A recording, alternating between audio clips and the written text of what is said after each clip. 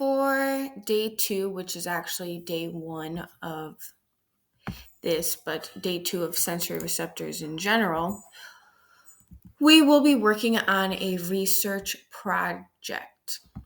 So let's look at slide 6. How do people remember things? You will research the biological processes that go in the human body that allow memories to be created and assessed.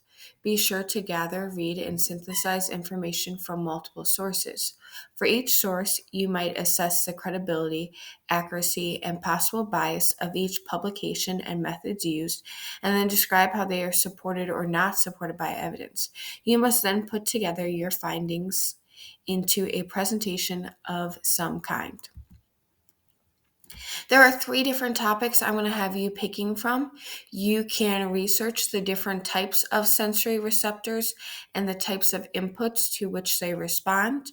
You can research sensory information processed by the brain as memory, i.e., stored information, or you can research sensory information processed by the brain as immediate behavioral responses, i.e., immediate use. It is important when you are looking at these sources to be assessing the credibility, accuracy, and possible bias of some sources. When you conduct research, it is very important to be able to determine the credibility, accuracy, and possible bias of the sources you used. If one of the sources is from a scientific investigation, you should know the methods the investigator used.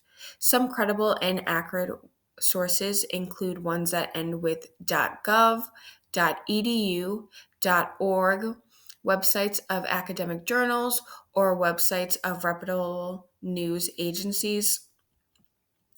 Less credible and accurate sources include web forums, business websites, individual websites, blogs, and Wikipedia.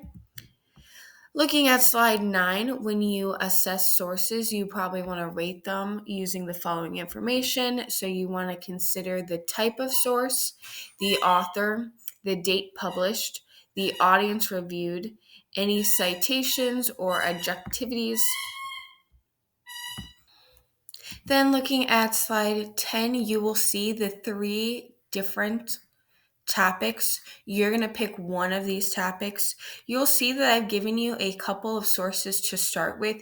You have to go through these sources to determine if they are credible or non-credible, and then make sure that you are finding your own sources.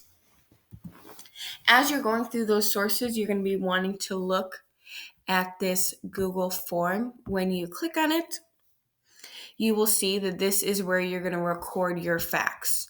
You should be looking for at least 5 facts and inserting the source website link so that the teacher can determine if it's credible or not. So again, your job for today is to go through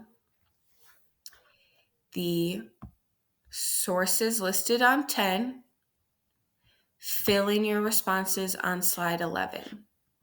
Go through the sources on 10. You're looking for at least 5 facts. Tomorrow, you're going to be creating a presentation.